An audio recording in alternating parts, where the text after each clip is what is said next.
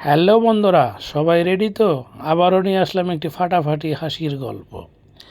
এক ভদ্রলোকের 5টি মেয়ে ছিল।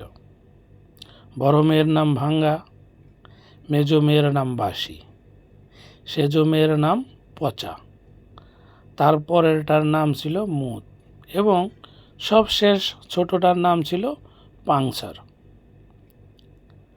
একদিন ওদের বাড়িতে ওদের মাস্টার মশাই আসলো। বাবা দেখে অবাক, বললেন, আপনি এসেছেন? বসেন বসেন। আরে ভাঙা, চেয়ারটা নিয়ে আয়। মাস্টার মশাই, আমি না, বসবো না।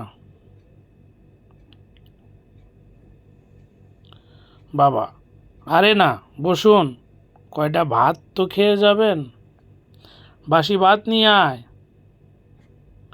মাস্টার মশাই, না না, জাস্ট খেয়ে এসেছি, খাবো না।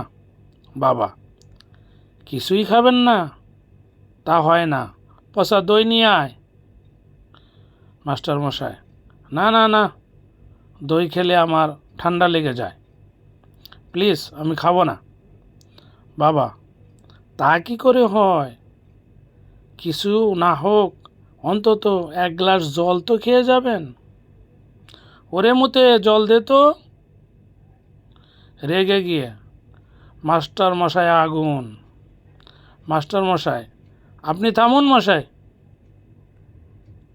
বাবা, ইস, আপনি কিছুই খেলেন না?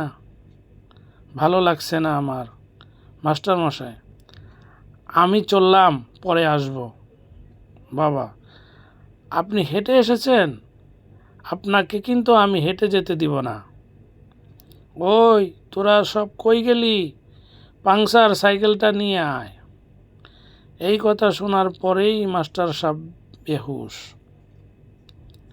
হ্যালো বন্ধুরা, গল্পটা কেমন লাগলো কমেন্ট বক্সে জানাবেন। নতুন নতুন গল্প পেতে আমার এই চ্যানেলটিকে সাবস্ক্রাইব করে রাখুন।